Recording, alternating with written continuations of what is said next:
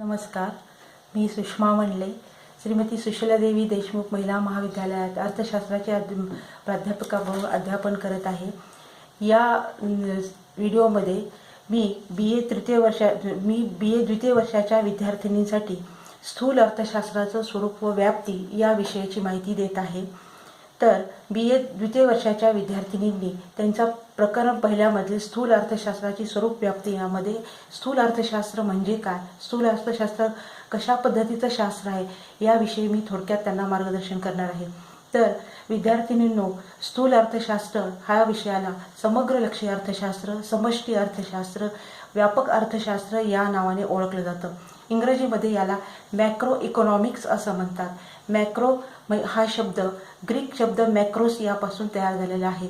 या शब्दामध्ये एकूण सर्वांगीण अर्थव्यवस्थेचा समुच्चयाने एकत्रित अभ्यास केला जातो. म्हणून या अर्थशास्त्राला स्थूल अर्थशास्त्र असे म्हणतात. प्रथम स्थूल अर्थशास्त्राची संकल्पना सन 1933 मध्ये रॉग्नर फ्रिश या अर्थशास्त्रज्ञांनी मांडली. त्यानंतर सनातनवादी अर्थशास्त्रज्ञ माल्थस, कार्ल मार्क्स, सिस्मॉन्दी, वॉलरस यांनी याचा विकास केला. परंतु या शास्त्राला खरी शास्त्र म्हणून मान्यता सन 1936 मध्ये लॉर्ड केन्स या अर्थशास्त्रज्ञांनी केली. त्याने आपला ग्रंथ general theory of employment, interest and money या ग्रंथातून समग्रलक्षी अर्थशास्त्राचा म्हणजे स्थूल अर्थशास्त्राचा विकास केला. आता स्थूल अर्थशास्त्र म्हणजे काय, तर बी ए प्रथम वर्षामध्ये आपण सूक्ष्म अर्थशास्त्राचा अभ्यास केला. सूक्ष्म अर्थशास्त्रामध्ये आपण छोट्या छोट्या घटकांचा अभ्यास करतो, जसे की वैयक्तिक मागणी, एखाद्या उद्योग संस्थेचा अभ्यास, वैयक्तिक खर्च, वैयक्तिक उत्पन्न, वैयक्तिक एकल असा अभ्यास करतो. सूक्ष्म अर्थशास्त्रामध्ये आपण छोट्या घटकाचा अभ्यास करतो. परंतु याच्या नेमकी विरोधी बाजू म्हणजे समुच्चयाने अभ्यास करणे, अर्थव्यवस्थेचा सर्वांगीण अभ्यास करणे, अनेक घटक एकत्रित घेऊन अभ्यास करणे, याला समग्रलक्षी किंवा स्थूल अर्थशास्त्र असं म्हणतात. प्राध्यापक बोल्डिंग यांनी याची व्याख्या अशी केली की वैयक्तिक खरेदी परिमाणाऐवजी सामूहिक खरेदी परिमाण, वैयक्तिक किमतीऐवजी सामूहिक किमती, वैयक्तिक उत्पन्नाऐवजी सर्वसामान्य उत्पन्न किंवा सामूहिक उत्पन्न याचा अभ्यास ज्या शास्त्रामध्ये केला जातो त्याला समग्रलक्षी किंवा स्थूल अर्थशास्त्र असे म्हणतात. प्राध्यापक हॅन्सन यांच्या मते ज्या अर्थशास्त्रामध्ये एकूण मागणी, एकूण पुरवठा, एकूण रोजगार, एकूण उत्पन्न, एकूण बचत आणि एकूण गुंतवणूक अशा व्यापक पद्धतीने अभ्यास करणारी संस्था म्हणजे स्थूल अर्थशास्त्र किंवा समग्रलक्षी अर्थशास्त्र.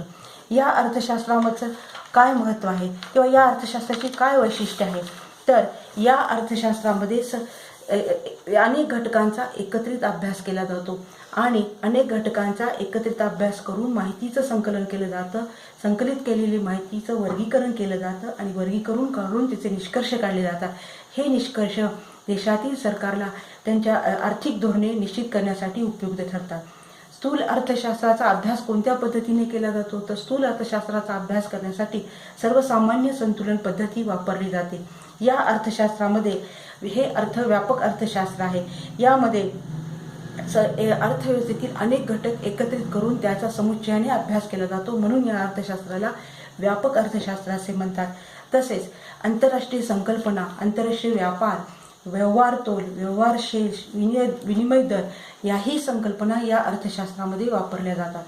उत्पन्न आणि रोजगाराचे सिद्धांत, देशातील उत्पन्नाची पातळी आणि रोजगार वाढवण्यासाठी नेमकं काय केलं पाहिजे याचा अभ्यास या अर्थशास्त्रामध्ये केला जातो.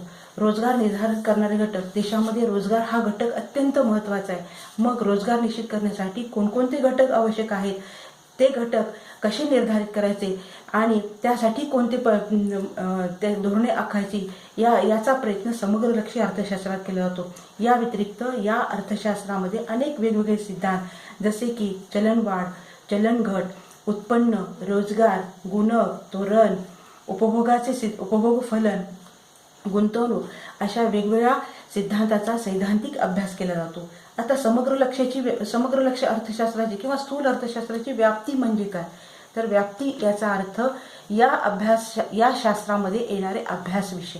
या शास्त्रामध्ये नेमके कोणकोणते अभ्यास विषय येतात, जसं की सूक्ष्म अर्थशास्त्रामध्ये वैयक्तिक मागणी, वैयक्तिक पुरवठा, छोट्या छोट्या घटकांचा आपण जसा अभ्यास करतो तसं या शास्त्रामध्ये नेमके अभ्यास विषय कोणकोणते आहेत, तर या शास्त्रामध्ये बचत, गुंतवणूक, राष्ट्राचं उत्पन्न, पैशाचे सिद्धांत असा व्यापक अभ्यास केला जातो. म्हणून या शास्त्राची व्याप्ती ही दिवसेंदिवस वाढत आहे. जसा मनुष्याचा विकास होत आहे, मानवाची प्रगती होत आहे, तसं समग्रलक्षी अर्थशास्त्र हे अत्यंत व्यापक पद्धतीने अभ्यासलं जातं. तर सर्वात प्रथम यामध्ये नेमके उत्पन्न आणि रोजगाराचा अभ्यास केला जातो. उत्पन्नाचे सिद्धांत आणि रोजगाराचे सिद्धांत या ठिकाणी अभ्यासले जातात. उत्पन्न आणि रोजगार पातळी वाढवण्यासाठी देशातल्या सरकारने कोणते नेमकं आर्थिक धोरण उपयुक्त ठरेल या अनुषंगाने समग्रलक्षी अर्थशास्त्रामध्ये अभ्यास केला जातो. त्यानंतर सामान्य मूल्य स्तर सिद्धांत, पैशाचं मूल्य. सामान्य मूल्य स्तर सिद्धांत म्हणजेच पैशाचं मूल्य. पैशाचं मूल्य निश्चित करण्यासाठी नेमकं काय केलं पाहिजे, पैशाचं मूल्य कसं निश्चित होतं, मूल्य कसं मोजायचं, किंमतीचे निर्देशांक म्हणजे काय, आणि याच्या अनुषंगाने असणारे अनेक सिद्धांत या ठिकाणी उपयुक्त याचा अभ्यास हे अर्थशास्त्र करतं. त्यानंतर आर्थिक विकासाचे सिद्धांत. दुसऱ्या महायुद्धानंतर आर्थिक विकास ही अर्थशास्त्राची एक नवीन शाखा निर्माण झाली आणि या शाखेचा अभ्यास या ठिकाणी केला जातो. या आर्थिक विकास यामध्ये विकसित देश, विकसनशील देश आणि गरीब देश या 3 देशांमध्ये जे काही विकास आणि वृद्धीच्या बाबतीत जे निर्देशक आहेत किंवा जे निर्देशांक आहेत याचा समग्रलक्षी अर्थशास्त्रामध्ये अभ्यास केला जातो. त्यानंतर राष्ट्रीय उत्पन्न जे आपण विशिष्ट कालखंडामध्ये देशामध्ये निर्माण करतो आणि हे राष्ट्रीय उत्पन्न उत्पादनाचे घटक तयार करतात, जसे की भूमी, श्रम, भांडवल आणि संघटन.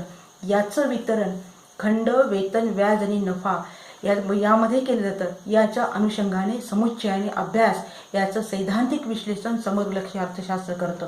आंतरराष्ट्रीय व्यापाराच्या सिद्धांतामध्ये व्यापाराशी निगडीत असणारे व्यवहार तोल आणि विनिमय दर या तुलनात्मक परिव्यय खर्चाचे सिद्धांत अभ्यासले जातात. तर व्यवहार तोल म्हणजे काय, तर एक देश अनेक देशांशी वस्तू सेवांची जे आयात निर्यात करतो आणि ही आयात निर्यात किती फायद्याची आहे आणि किती तोट्याची आहे याच्या अनुषंगाने सैद्धांतिक धोरणं या समग्रलक्षी अर्थशास्त्रामध्ये मांडली जातात. तसेच विनिमय दर, 2 देशांच्या चलनामध्ये असणारा दर याला विनिमय दर म्हणतात. हा दर स्थिर कसा राहील आणि स्थिर राहून प्रत्येक देशाच्या आर्थिक विकासामध्ये किंवा व्यापार कसा वाढेल या अनुषंगाने विनिमय दर स्थिर कसा राहील यासाठी मार्ग सुचवले जातात किंवा यासाठी प्रयत्न केले जातात. तर समग्रलक्षी अर्थशास्त्रामध्ये आर्थिक वृद्धी आणि आर्थिक विकास प्रत्येक देश हा आर्थिक विकास आणि आर्थिक वृद्धी करण्यासाठी सतत प्रयत्नशील असतो. या अनुषंगाने अर्थव्यवस्थेचा एकत्रित अभ्यास करून याविषयी योग्य अशी मार्गदर्शने किंवा योग्य असे निर्णय, योग्य अशी धोरणे या अर्थशास्त्रामध्ये घेतली जातात. आता समग्रलक्षी अर्थशास्त्राचं महत्त्व काय आहे, तर हे अर्थशास्त्र नावाप्रमाणेच व्यापक आहे. या अर्थशास्त्रामध्ये व्यापक पद्धतीने अभ्यास केला जातो. यामुळे सरकारला देशातील सर्व क्षेत्राचा अभ्यास या व्यापक पद्धतीने केल्यामुळे कोणते क्षेत्र मागासलेले आहे, कोणते क्षेत्र विकसित आहे आणि मागासलेल्या क्षेत्रांचा विकास कसा करायचा, त्या अनुषंगाने धोरणं कशी राबवायची यासाठी माहितीचं संकलन केलं जातं. तिचं वर्गीकरण करून ती माहिती जास्तीत जास्त अत्याधुनिक पद्धतीने सर्वसामान्य जनतेपर्यंत पोहोचवणे आणि त्या अनुषंगाने धोरणं आखणे हा समग्रलक्षी अर्थशास्त्राचं हे महत्त्व आहे. तसेच विकसनशील देशामध्ये अनेक समस्या असतात. यामध्ये दारिद्र्य आहे, बेकारी आहे, आर्थिक विषमता आहे. तर या समस्या सोडवण्यासाठी समग्र पद्धतीने अध्ययन या शास्त्रामध्ये केलं जातं. जसे विकसित देशामध्ये समस्या असतात तशा विकसनशील देशामध्ये सुद्धा समस्या असतात. या विकसित देशामध्ये वाढती लोकसंख्येचे जे समस्या आहे या वाढत्या लोकसंख्येचं निर्मूलन करण्यासाठी नेमके कोणते प्रयत्न केले पाहिजे, आर्थिक विषमतेसाठी काय केलं पाहिजे, दारिद्र्याचं प्रमाण कमी करण्यासाठी काय केलं पाहिजे, हे यासाठी अध्ययन या शास्त्रामध्ये केलं जातं. तर अर्थशास्त्रामध्ये जी व्यापार चक्रे निर्माण होतात ही व्यापार चक्रावर नियंत्रण कसं ठेवायचं या अनुषंगाने धोरणे राखली जातात. तर स्थूल अर्थशास्त्र हे एकंदरीत संपूर्ण अर्थव्यवस्थेचा अभ्यास करते. सर्वांगीण विकासाला याच्यामध्ये पूर्ण महत्त्व आहे. सर्वांगीण विकास कसा साध्य करता येईल या अनुषंगाने प्रयत्न केले जातात. म्हणून स्थूल अर्थशास्त्र हे विकासाचं एक द्योतक आहे. स्थूल अर्थशास्त्रामध्ये सर्व क्षेत्राचा मोठ्या प्रमाणात अभ्यास केला जातो.